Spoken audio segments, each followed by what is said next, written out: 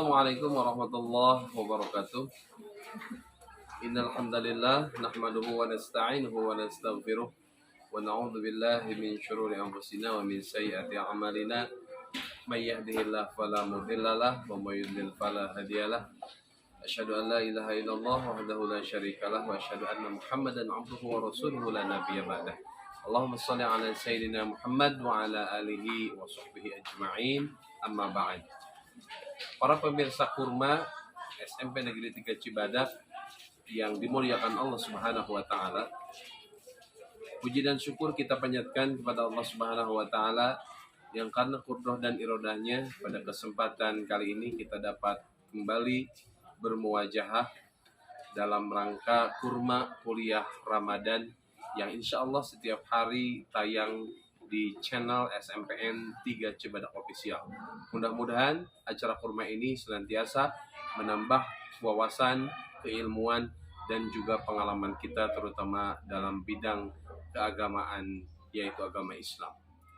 Salawat dan salam semoga terlimpah curah kepada junjungan kita yakni Habibana wa Nabiyana Muhammad sallallahu alaihi wasallam. Tak lupa kepada keluarga dan para sahabatnya dan juga kita selaku umatnya. Mudah-mudahan kita semua mendapatkan syafaat dari beliau di yaumil qiyamah. Amin. Ya Allah ya Rabbal alamin. Pemirsa kurma yang dirahmati Allah, alhamdulillah kesekian hari kita telah melaksanakan saum di bulan Ramadan. Kita melaksanakan berbagai macam ibadah, qiyamul lail, salat tarawih, tahajud, hajat, salat duha, sedekah, infak dan sebagainya. Mudah-mudahan seluruh amalan kita, amalan wajib dan amalan sunnah kita diterima oleh Allah Subhanahu wa taala dan menjadikan kita bekal nanti di yaumil qiyamah di dalam menghadapi hisab dan mizan di hadapan Allah Subhanahu wa taala.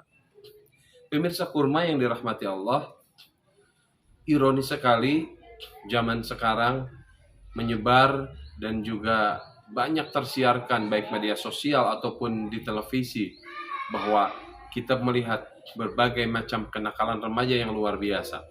Dari mulai kenakalan remaja yang sangat rendah sampai dengan kenakalan remaja yang bisa menghilangkan nyawa manusia. Yaitu sangat riskan dan sangat khawatir kita dengan banyaknya kenakalan remaja berupa geng motor yang akan mungkin bisa menyebabkan nyawa di antara kita melayang karena mereka nakal tanpa perhitungan dan nakal sudah melebihi batas.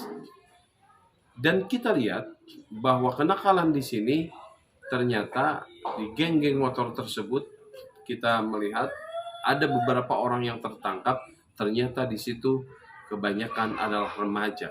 Kebanyakan remaja anak sekolah menengah pertama, anak SMP. Sebagian ada anak SMA. Ini kenapa anak-anak remaja bisa sampai sejauh ini kenakalannya? Yuk mari kita sedikit bahas hal-hal yang mengenai berhubungan dengan penyebab-penyebab terjadinya kenakalan remaja. Yang pertama tentu saja kenakalan remaja ini terjadi disebabkan karena faktor keluarga. Di dalam keluarga mungkin karena terjadi broken home, hubungan antara ibu dan ayahnya tidak harmonis, bahkan mungkin sudah bercerai. Nah, itu salah satu yang menyebabkan seorang remaja, seorang anak dia mencari perhatian, melampiaskan kekesalan karena di rumahnya dia tidak bisa senang, karena dia tidak senang hati, keluarganya broken home, dia menghadapi orang tuanya yang tidak akur, bahkan sudah bercerai, maka dia mencari kepuasan di luar dengan menjadi berandalan, menjadi anak-anak remaja yang nakal. Itu salah satu faktor. Kenapa anak menjadi nakal? Selanjutnya, di dalam keluarga juga, dalam keluarga harmonis juga tidak dibenarkan ketika mendidik seorang anak terlalu dimanja. Nah, maka ketika mendidik anak terlalu dimanja di dalam rumah, dia di rumah serba fasilitas enak, sarana prasarana ada oleh orang tuanya, dia keluar dengan hasil dari didikan manja dari orang tuanya, itu juga menyebabkan anak bisa menjadi nakal di luar sana. Dan selanjutnya, didikan dalam keluarga juga tidak boleh dan tidak bisa fresh, terlalu menekan terlalu berat terhadap anak, mengatur anak harus begini, anak harus begini dan sebagainya, yang akhirnya dia tertekan di dalam keluarga dan dia melampiaskan di luar sana menjadi anak-anak yang nakal, bergerombol dengan gerombolan anak-anak yang mencari kepuasan, yang mencari kesenangan, karena mungkin sebagian di rumahnya menjadi anak-anak yang tertekan oleh aturan-aturan orang tua yang mengekangnya. Pemirsa kurma yang dirahmati Allah, faktor selanjutnya juga yang tidak kalah penting adalah faktor pendidikan agama terhadap anak-anak kita. Yuk mari kita saksikan, kebanyakan orang tua zaman sekarang adalah orang tua yang materialistis. Dia berpikir menyekolahkan anaknya, bagaimana anaknya bisa sekolah di sekolah yang baik. Kemudian anaknya bisa kuliah yang baik, dan berpikir setelah kuliah bagaimana anaknya bisa bekerja dengan baik dan menghasilkan banyak uang. Itu kebanyakan pola pikir dari orang tua kita zaman sekarang. Terlepas dari itu, ada hal yang penting seharusnya yang harus ditanamkan terhadap anak, yaitu pendidikan agama, pendidikan akhlak yang baik, adab kepada anak-anaknya, agar kelak anak-anaknya itu ketika dia menjadi seseorang yang berguna di masyarakat, dia tidak lupa adab, dia tidak lupa akhlaknya. Oleh karena itu, akhlak ini adalah fondasi yang sangat luar biasa yang harus diterapkan terhadap anak. Agama juga harus jadi dasar yang kuat, sekalipun jadi presiden yang bertakwa, presiden yang beriman dan bertakwa kepada Allah Subhanahu wa taala. Nah, didikan anak yang tidak didasari dengan agama, tidak didasari dengan akhlak yang baik, yang hanya mengedepankan materialitas terhadap anaknya, maka di sini juga akan menyebabkan anak akan tidak ada pengawalan yang baik karena tidak ada pendidikan agama. Akhirnya dia gabung dengan sekelompok berandalan, dengan remaja-remaja nakal, dengan kumpulan-kumpulan orang-orang yang mabuk, yang judi, bahkan dengan geng-geng motor seperti itu. Kenapa? Karena salah satunya adalah dia tidak punya dasar agama yang kuat, tidak punya akhlak yang baik yang dididik oleh orang tuanya. Itu diantaranya. Selanjutnya, faktor selanjutnya adalah faktor mungkin dari ekonomi. Ada seorang dari keluarga, seorang anak yang dari keluarga tidak mampu, karena dia tidak mampu, sementara teman-temannya bergaya hidup yang lebih, kemudian dia secara hati mungkin merasa iri dengan apa yang dicapai oleh temannya, maka dia melakukan hal-hal yang di luar dugaan kita. Bisa saja jadi mencuri, bahkan merampok, bahkan jadi berandalan untuk memuaskan dirinya karena ekonomi di dalam keluarganya itu sangat rendah.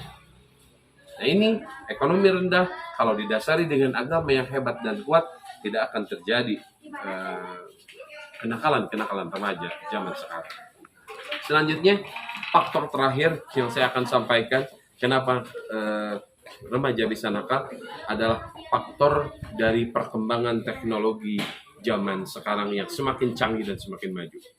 Teknologi maju yang canggih zaman sekarang tentunya adalah sebuah anugerah untuk manusia zaman sekarang.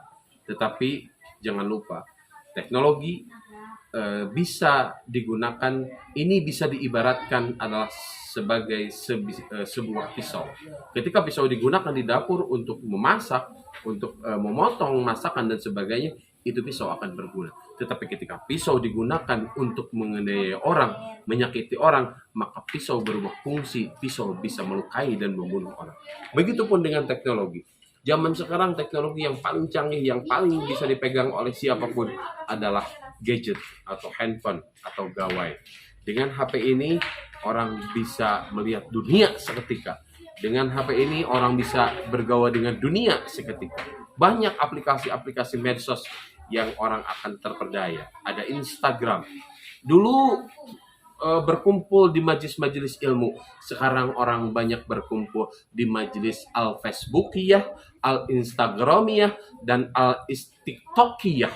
Itu banyak orang seperti itu. Dan kebanyakan dari remaja kita. Kenapa? Kalau tidak disaring mereka kepada hal-hal yang baik oleh orang tuanya, tidak diarahkan, kemudian tidak diawasi, maka dengan teknologi terutama di dalam HP ini dan teknologi internet yang lainnya, maka akan menyebabkan anak-anak meniru kenakalan-kenakalan dan kejailan yang diperlihatkan dari media sosial, dari mungkin dari al-YouTubiah dan sebagainya. Karena ini eksperimen, maka dicobalah oleh anak-anak. Padahal itu adalah sebuah kejahatan.